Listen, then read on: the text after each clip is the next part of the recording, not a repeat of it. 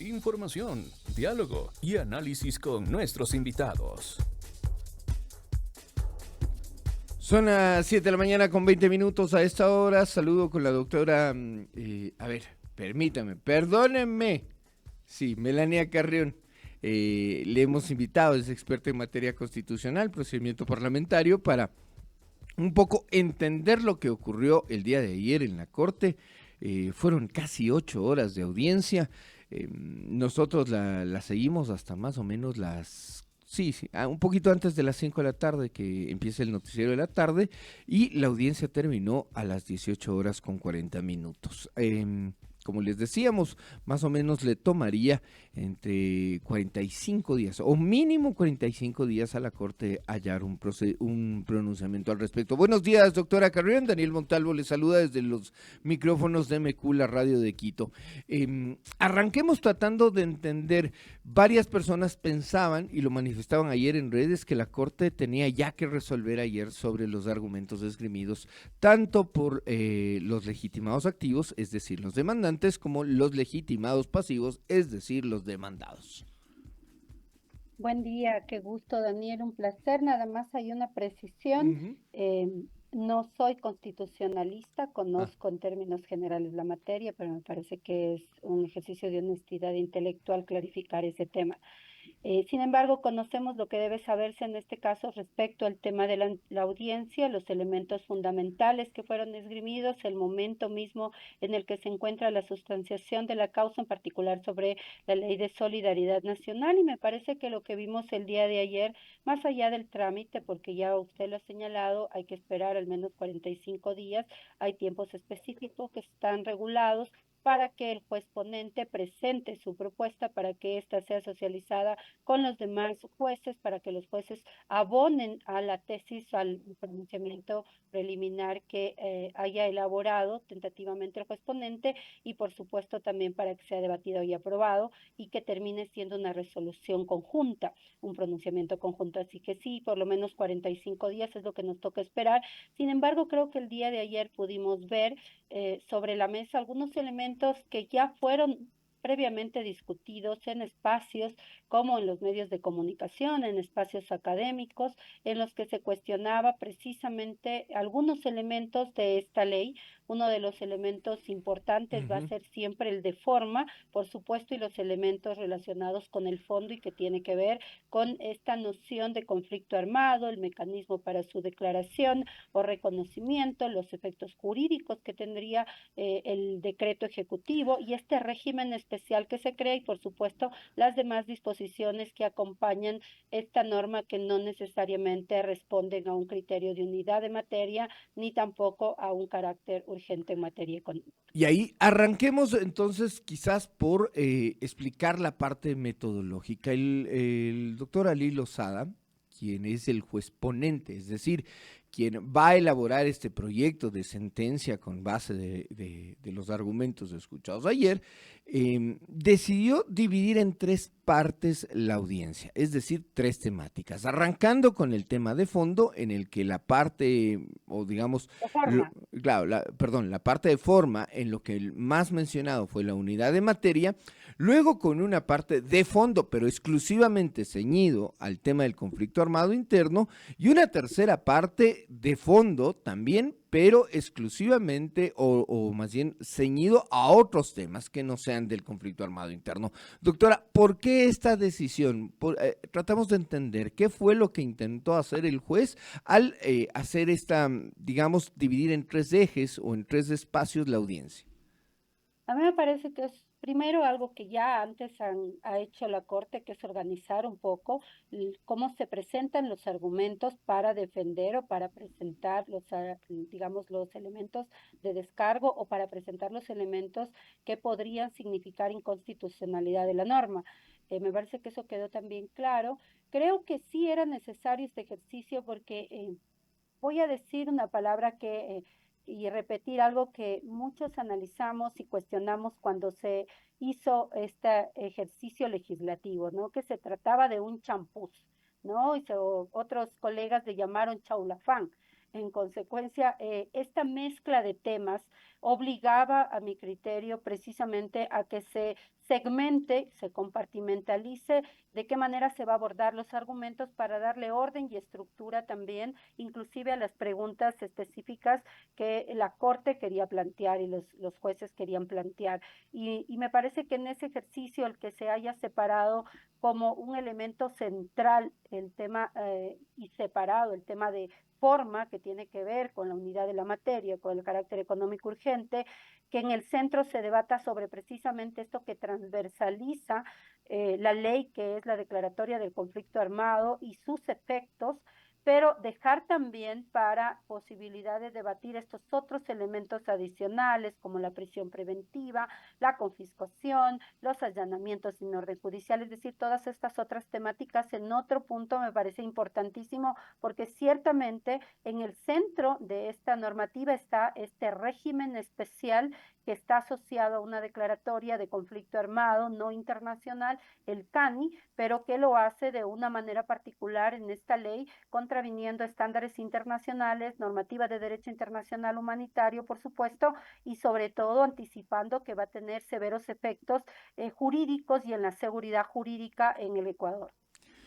A ver, en esta primera parte, la que tenía que ver con el fondo, por ejemplo, el argumento de la procuradora de la Asamblea Nacional, es decir, la representante judicial de la Asamblea, la abogada Mercedes Mediavilla, ella defendía la clasificación o haber calificado de urgencia económica la ley, señalando que la delincuencia organizada es un acto prioritario, o combatir a la delincuencia organizada es un acto prioritario, ¿no? Indicó, por ejemplo, que la Comisión de Desarrollo Económico sí recibió aportes en materia de seguridad, de finanzas, de abogados tributarios y de penalistas, asambleístas, personal uniformado, empresarios y sociedad civil, ¿no? Y esgrimió una lista al respecto.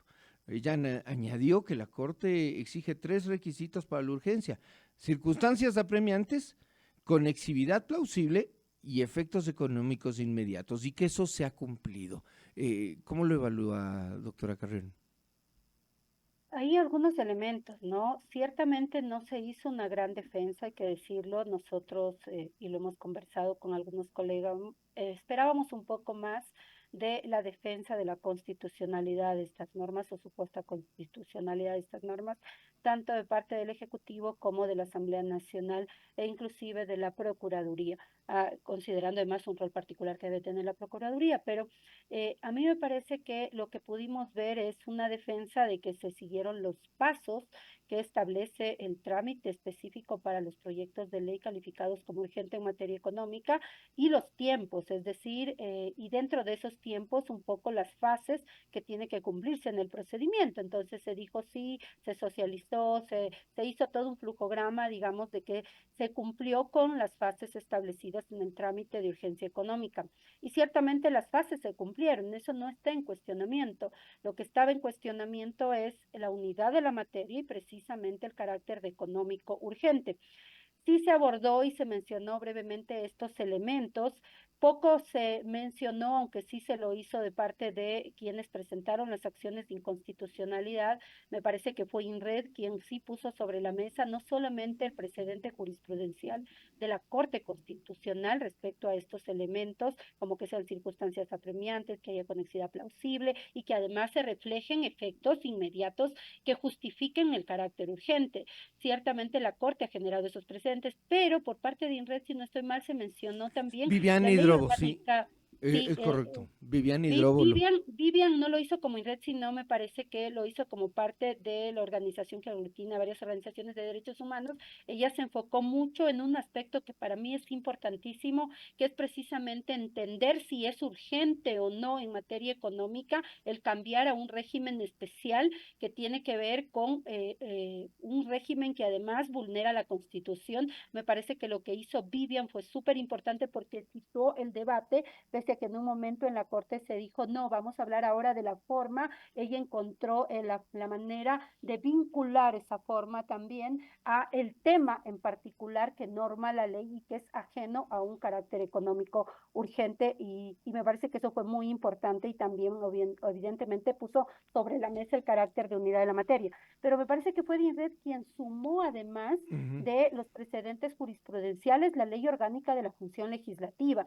Poco se comentó y poco se ha discutido sobre eso, pero yo quiero recordarles a los ciudadanos que en 2020 se hizo una profunda reforma a la ley orgánica de la función legislativa a partir precisamente de los antecedentes que existía con la de la ley humanitaria, con otras leyes en las que se incorporaba cualquier tema como carácter urgente económico y la ley que además por mandato constitucional es la que da contenido a la forma en la que se va a realizar el procedimiento parlamentario, la ley estableció mayor rigurosidad para lo que se entiende como algo económico urgente, para que precisamente no se diga que es cualquier cosa que tiene solamente conexión, cualquier cosa que está relacionada, que es correlacionada, sino que en efecto tenga razón de ser económico urgente y que se justifique porque va a significar algo importante para el equilibrio de las finanzas públicas o porque va a generar efectos macroeconómicos. Por ejemplo, situación que no se ha verificado. Tampoco me pareció interesante que se ponga sobre la mesa. Yo creo que al final de cuentas fue muy débil, pobre, por decirlo de alguna manera, la defensa que se hizo y hasta cierto punto se justifica. Daniel, porque yo me pongo y me quiero poner en el lugar de los colegas. Qué difícil debe ser defender lo indefendible, ¿no? Lo que por sí es complejo.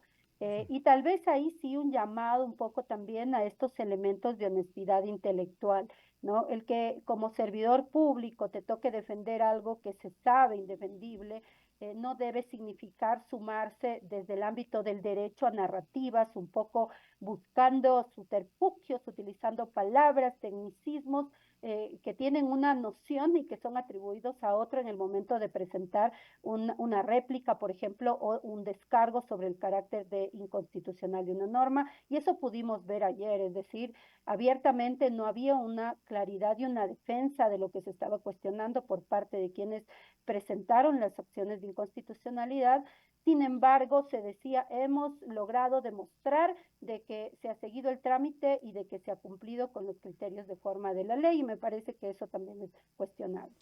Y ahí, a ver, doctora, vamos quizás a la siguiente parte en la que ya se trataron temas de fondo, en las dos partes en las que se trataron temas de fondo, que incluso también hicieron referencia al procedimiento. Y estos decían, miren, temas que no estaban dentro de la ley se incluyeron, ¿no? Y esto altera el fondo de la ley, ¿no? Una ley que defendieron en la primera parte, que era de urgencia económica, se metieron en la posibilidad de que el presidente regule CANI, el conflicto armado no internacional, ¿no? El conflicto armado interno que le conocemos acá, lo pueda regular casi por decreto. Entonces uno se pregunta y dice, esto tenía que haber saltado en el debate en la asamblea mismo, o sea, tenía que haberse explicado, no se puede meter temas ajenos a la ley, pero nuevamente y quizás fue la parte más extensa de la audiencia, el segundo tramo. Doctora, ¿qué comentarios nos merece eso? Antes de ir a ese tramo que me parece fundamental y como usted lo ha señalado fue amplio y además contó con preguntas importantes de parte de los jueces, a mí me parece que sí hay que mencionar algo relacionado a la forma que se concatenan, ¿no? Y hacer como una suerte de transición aquí entre los elementos de este primer bloque, que es la forma, el elemento temático, es decir, que hay unidad de materia, ¿no? Y se cumple con estos elementos, además teleológicos, que ha señalado la Corte en su precedente, que tiene que haber un elemento además sistemático para poder garantizar que se trate del mismo tema. Pero además de eso, a mí me parece que usted mencionó algo importante sobre lo que quisiera referirme, que tiene que ver con cómo se construyó la norma y en particular sobre a los actores a los que se recibió. Y eso da, digamos, pie para comentar lo segundo. Ciertamente, durante el tratamiento de la ley, y fue una de las cosas que cuestionábamos, y lo dijo también, me parece que una de las personas que intervino, también me parece que fue DINRED, que señaló de que se había solicitado a la comisión ser parte de los procesos precisamente para dotarle a la comisión de elementos respecto a lo que es el derecho internacional humanitario, lo que norma, lo que busca el objetivo del derecho internacional humanitario, que es poner límites precisamente a la guerra en procura de garantizar unos mínimos de dignidad humana, de derechos, en fin, y no necesariamente esta idea o esta noción que se pretendió señalar, que es como una carta abierta, ¿no es cierto?, una firma, un endoso ahí para poder simplemente utilizar la fuerza letal. Entonces me parece que se cuestionó mucho también el que no se haya incorporado, y usted lo manifestaba hace unos minutos, no se haya incorporado las voces de otros actores. Y ciertamente esto se reflejó luego también en el segundo momento que estableció la Corte, porque claro, se ve en la defensa incluso que hicieron por parte del Estado, de la Asamblea Nacional, la Procuraduría y por supuesto también la Presidencia de la República, ejercicio de superposición, de confusión de temáticas. Se puso sobre la mesa y de manifiesto algunas cosas, y ahí voy a comentar un poco el centro. Quedó a mi criterio sumamente claro de que existe confusión respecto a los efectos jurídicos del decreto presidencial. Para la Presidencia de la República, en un determinado momento el decreto declaraba el CANI, en otro determinado momento ya no lo declaraba, solo lo reconocía. Para la Asamblea Nacional se declaraba, y es decir, era un elemento sustancial, y cuando los jueces empiezan a preguntar, ¿no?, a consultar, a ver, ¿qué efectos va a tener esto? ¿Qué sucede si es que no hay un decreto, por ejemplo? ¿Se va a aplicar, no se va a aplicar? Ahí se enredaban y no podían terminar de explicar si en efecto es un tema de hecho por la realidad que se da, o que para su consideración y para que se entienda que existe una situación de CANI se va a requerir, por ejemplo, el decreto. De otra parte, creo que se dejó muy claro también que este régimen especial incorpora elementos que no distinguen, por ejemplo, a los actores dentro del conflicto o del supuesto conflicto armado internacional, lo que significa que se va a carecer, digamos, de este elemento fundamental dentro del derecho internacional humanitario, que es el ejercicio de diferenciación entre los civiles, la ciudadanía, y entre los combatientes, ¿no? Este estatus, además beligerante de combatiente, que se le otorgaría a estos grupos armados organizados, cómo se los está determinando, cómo se identifica. A partir de tres miembros. Esto saltó muchísimo ayer y lo expusieron varios de los demandantes y decían, ¿cómo se va a considerar un grupo armado organizado a tres personas sin antecedentes penales, solo que se junten y por decisión de un organismo de inteligencia, ¿no? Claro, exactamente, por un organismo de inteligencia, sin los contrapesos necesarios, sin la caracterización, además, que demanda el derecho internacional humanitario, en particular los protocolos de Ginebra, que señalan exactamente cuáles son esos elementos, es decir, las hostilidades deben ser persistentes de un lado, además debe existir una estructura identificable, organizativa, que tú puedas decir, no, existe esta estructura de mando en todos los niveles. Y claro, quedó sobre la mesa también de que lo que estamos hablando es de un escenario, sí, de criminalidad compleja, y eso creo que quedó también muy claro dentro de incluso las preguntas que se hizo por parte de la Corte Constitucional, de los jueces, que es un escenario de criminalidad compleja, pero que este escenario de criminalidad compleja no puede estar dotado ni revestido de un marco jurídico ad hoc que se pretende en el caso ecuatoriano, al margen del derecho internacional humanitario, por supuesto, y que además va a confundir también el actuar de las fuerzas de seguridad. Porque quedó claro sobre la mesa también, y en esto me parece que CDH Guayaquil lo hizo muy bien, al poner sobre la mesa que existen herramientas suficientes para combatir al crimen organizado, incluso complejo, en el territorio ecuatoriano, como la ley del uso legítimo de la fuerza, la misma ley de defensa nacional, tenemos la ley de seguridad pública y del Estado, es decir, hay un marco normativo que acompaña al COIP que permite que el Estado cuente con herramientas para responder ante este escenario de criminalidad compleja, que no puede ser caracterizado como un escenario de guerra interna o de CANI, hablando ya técnicamente. Exactamente. Doctora, nos queda un minutito, pero quisiera consultarle sobre lo que deberá pasar mañana. Mañana regresamos a la Corte Constitucional, nuevamente otra jueza ponente, pero esta vez el cuerpo, digamos así, el cuerpo legal que será puesto a escrutinio es el de la Ley de Integridad Pública. ¿Algunas consideraciones para seguir ese debate mañana? A mí me parece que sí es importante que la ciudadanía esté muy pendiente de estos temas porque muchas veces, digamos, nos cuesta luego leer los dictámenes, las sentencias de la Corte Constitucional y cuando estamos pendientes un poco también de cómo se defiende un argumento por parte de los involucrados, en este caso de los actores pasivos que han sido demandados en cuanto a la inconstitucionalidad de la norma, me parece que ayuda al ciudadano, a la ciudadana a comprender mejor de qué estamos hablando, sobre todo en temas tan delicados y de tanta especialización, de especialidad, como son, por ejemplo, estos temas relacionados con el CANI, que es Derecho Internacional Humanitario, pero además que se superpone con el Derecho Internacional de los Derechos Humanos, y también otros elementos específicos, como vamos a ver mañana, que es, por ejemplo, servicio público, que es compras públicas, y estos otros elementos asociados, por ejemplo, a la situación de la economía popular y solidaria, en particular, estamos hablando De del las efecto que tienen cooperativas. las cooperativas, así es.